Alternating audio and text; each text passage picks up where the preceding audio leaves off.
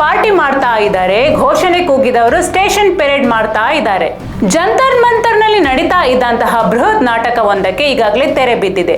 ನಾಟಕಕ್ಕೆ ತೆರೆ ಬೀಳ್ತಾ ಇದ್ದಂತೆ ತೆರೆಯ ಹಿಂದೆ ನಡೆದ ನಾಟಕಗಳು ಒಂದೊಂದಾಗಿ ಬಯಲಾಗ್ತಾ ಇದೆ. ಪ್ರತಿಭಟನೆಯಲ್ಲಿ ಭಾಗಿಯಾಗಿ ಶಾಂತಿಯುತವಾಗಿ ನಡೆದುಕೊಳ್ಬೇಕಾಗಿದ್ದಂತಹ ಪ್ರತಿಭಟನಾಕಾರರು ಹಿಂಸಾಚಾರ, ತುಚ್ಛ ನಿಂದನೆ, ಪೊಲೀಸರ ಮೇಲೆ ಹಲ್ಲೆ ಮುಂತಾದ ಪ್ರಕರಣಗಳಿಗೆ ಸಂಬಂಧಿಸಿದಂತೆ ಕೇಸನ್ನು ಮೈ ಮೇಲೆ ಎಳೆದುಕೊಳ್ತಾ ಇದ್ದಾರೆ. ವಿಡಿಯೋ ಮಾಡಿ ಬಹಿರಂಗ ಕ್ಷಮೆ ಯಾಚಿಸ್ತಾ ಇದ್ದಾರೆ. ಇದೆಲ್ಲದರ ನಡುವೆ ಸಿಜೆಪಿ ಪಾರ್ಟಿಯ ಮುಖ್ಯಸ್ಥ ಅಭಿಜಿತ್ ದೀಪ್ಗೆ, ಸೌರವ್ ದಾಸ್ ಸೇರಿದಂತೆ ಸುಮಾರು 200 ಮಂದಿ ಜಿರಳೆ ಪಾರ್ಟಿ ಸದಸ್ಯರು, ಬೆಂಬಲಿಗರು ಐಷಾರಾಮಿ ಹೋಟೆಲ್ ಒಂದರಲ್ಲಿ ಪಾರ್ಟಿ ನಡೆಸಿದ್ದಾರೆ. 21 ಜನ ನೀಟ್ ಪರೀಕ್ಷೆಗೆ ಬಲಿಯಾಗಿದ್ದಾರೆ. ಅವರೆಲ್ಲರಿಗೂ 1 ಕೋಟಿ ಪರಿಹಾರ ನೀಡಬೇಕು ಎಂದು ಅತ್ತವರು ಪ್ರತಿಭಟನೆಯ ಕೊನೆಯಲ್ಲಿ ಮಜಾ ಉಡಾಯಿಸ್ತಾ ಇದ್ರು. ಪ್ರತಿಭಟನೆ ನಡೆದ ದಿನಗಳುದ್ದಕ್ಕೂ ಉಚಿತವಾಗಿ ಆಹಾರ, ನೀರು ಮತ್ತು ಸರಬರಾಜು ವ್ಯವಸ್ಥೆ ಮಾಡ್ತಾ ಇದ್ದಂತಹ ಮೊಹಮ್ಮದ್ ಜುನೈದ್ ಭಾಯ್ ಭಾರೀ ಸುದ್ದಿಯಾಗಿದ್ರು. ಆದ್ರೆ ಅಂದು ಎಲ್ರು ಭಾಯ್ ಭಾಯ್ ಎಂದು ಕೊಂಡಾಡುತ್ತಿದ್ದಂತಹ ಜುನೈದ್ ಇಂದು ಒಂಟಿಯಾಗಿದ್ದಾರೆ. ಸಣ್ಣ ಮೊಬೈಲ್ ಅಂಗಡಿಯೊಂದನ್ನು ನಡೆಸುತ್ತಿರುವಂತಹ ಜುನೈದ್ ಅವರು ಲಕ್ಷಗಟ್ಟಲೆ ಮೊತ್ತದ ಆಹಾರವನ್ನು ಉಚಿತವಾಗಿ ಹಂಚಿದ್ರು. ಆರ್ಥಿಕವಾಗಿ ದುರ್ಬಲವಾಗಿರುವಂತಹ ವ್ಯಕ್ತಿ ಇಷ್ಟೊಂದು ದಾನ ಧರ್ಮ ಮಾಡಲು ಎಲ್ಲಿಂದ ಆರ್ಥಿಕ ಸಂಪನ್ಮೂಲ ಕ್ರೋಢೀಕರಿಸಿದ್ರು ಎಂಬ ಅನುಮಾನ ಎದ್ದಿತ್ತು.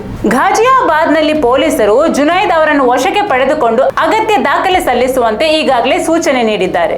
ಈ ಬೆನ್ನಲ್ಲೇ ಜಿರಳೆಗಳ ವಿರುದ್ಧ ಧ್ವನಿ ಎತ್ತಿರುವಂತಹ ಜುನೈದ್ ಬಾಯ್ ಸಿಜೆಪಿ ನಾಯಕತ್ವದಿಂದ ನನಗೆ ಯಾವುದೇ ಬೆಂಬಲ ಸಿಗ್ತಾ ಇಲ್ಲ ಅಂತ ಗೋಳಾಡ್ತಾ ಇದ್ದಾರೆ. ಜಂತರ್ ಮಂತರ್ ನಲ್ಲಿ ದಿನರಾತ್ರಿ ನಿಂತು ಪ್ರತಿಭಟನೆ ನಡೆಸುತ್ತಿದ್ದ ಜನರಿಗೆ ಆಹಾರ ತಲುಪಿಸಿದ ವ್ಯವಸ್ಥೆ ನೋಡಿಕೊಂಡ ಕಾರ್ಯಕರ್ತರ ಬಗ್ಗೆ ಸಿಜೆಪಿ ನಾಯಕರಿಗೆ ಯಾವುದೇ ಕಾಳಜಿ ಇರಲಿಲ್ಲ. ಶಿಕ್ಷಣ ಸಚಿವರ ರಾಜೀನಾಮೆ ಪಡೆಯುವುದಷ್ಟೇ ಅವರ ಉದ್ದೇಶವಾಗಿತ್ತು. ವಿದ್ಯಾರ್ಥಿಗಳ ಬಗ್ಗೆ ಕಾಳಜಿ ಇರಲಿಲ್ಲ ಎಂದು ಜುನೈದ್ ದೂರಿದ್ದಾರೆ. ವ್ಯವಸ್ಥೆಯಲ್ಲಿ ಸುಧಾರಣೆ, ಶಿಕ್ಷಣ ವ್ಯವಸ್ಥೆ ಬಲಪಡಿಸುವುದು, ಪೇಪರ್ ಲೀಕ್ ನಿಲ್ಲಿಸುವುದು ಇವೆಲ್ಲವೂ ಜಿರಳೆಗಳ ಆದ್ಯತೆಯ ವಿಚಾರವಾಗಿರಲಿಲ್ಲ. ಪ್ರತಿಭಟನೆ ನಡೆಸಿದ್ರು, ಮೀಡಿಯಾ ಕವರೇಜ್ ಆಯಿತು, ಟ್ವೀಟ್ಗಳು ವೈರಲ್ ಆದವು ಮತ್ತು ಶಿಕ್ಷಣ ಸಚಿವರು ರಾಜೀನಾಮೆ ಕೂಡ ನೀಡಿದ್ರು. ಜಿರಳೆಗಳು ಸ್ಟಾರ್ ಹೋಟೆಲ್ನತ್ತ ನುಗ್ಗಿದವು, ಪಾರ್ಟಿ ಮಾಡಿದವು, ಹೊರಟು ಹೋದವು. ಜಿರಳೆಗಳ ಮುಖ್ಯಸ್ಥ ಅಭಿಜಿತ್ ದೀಪ್ಗೆ ಅಮೆರಿಕ ವಿಮಾನ ಹತ್ತಿದ್ರು. ಈ ಪ್ರತಿಭಟನೆ ವಿದ್ಯಾರ್ಥಿಗಳ ಭವಿಷ್ಯಕ್ಕಾಗಿತ್ತಾ ಅಥವಾ ನಾಯಕರ ರಾಜಕೀಯ ಮೈಲೇಜ್ ಪಡೆಯುವ ವೇದಿಕೆ ಆಗಿತ್ತಾ ಎನ್ನುವ ಅನುಮಾನಕ್ಕೆ ಈಗ ಉತ್ತರ ಸಿಕ್ಕಿದೆ. ಎಲ್ಲವೂ ನಡೆದಿದ್ದು ನೇಮ್, ಫೇಮ್, ರಾಜಕೀಯ ಮೈಲೇಜ್ಗಾಗಿ ಮಾತ್ರ. ವಿದ್ಯಾರ್ಥಿಗಳ ಪರವಾಗಿ ಧ್ವನಿ ಎತ್ತುವವರಾಗಿದ್ರೆ ಮೋದಿಯ ತಾಯಿಯ ಬಗ್ಗೆ ತುಚ್ಛವಾಗಿ ಬೈತಾ ಇರಲಿಲ್ಲ. ಮಹಿಳಾ ಪತ್ರಕರ್ತರನ್ನು ದೌರ್ಜನ್ಯ ನಡೆಸ್ತಾ ಇರಲಿಲ್ಲ. ಪೊಲೀಸರ ಮೇಲೆ ಮಾರಣಾಂತಿಕ ಹಲ್ಲೆ ನಡೆಸ್ತಾ ಇರಲಿಲ್ಲ. ಸಾರ್ವಜನಿಕ ಆಸ್ತಿ ಪಾಸ್ತಿಗಳಿಗೆ ಹಾನಿ ಮಾಡ್ತಾ ಇರಲಿಲ್ಲ. ಹಿಂದೂ ದೇವರುಗಳನ್ನು ಅವಮಾನಿಸ್ತಾ ಇರಲಿಲ್ಲ.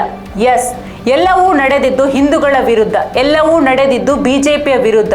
ಮುಖವಾಡ ಮಾತ್ರ ವಿದ್ಯಾರ್ಥಿಗಳದ್ದು. ಇದನ್ನು ಭಾರತ ಈಗ ಅರ್ಥೈಸಿಕೊಂಡಿದೆ.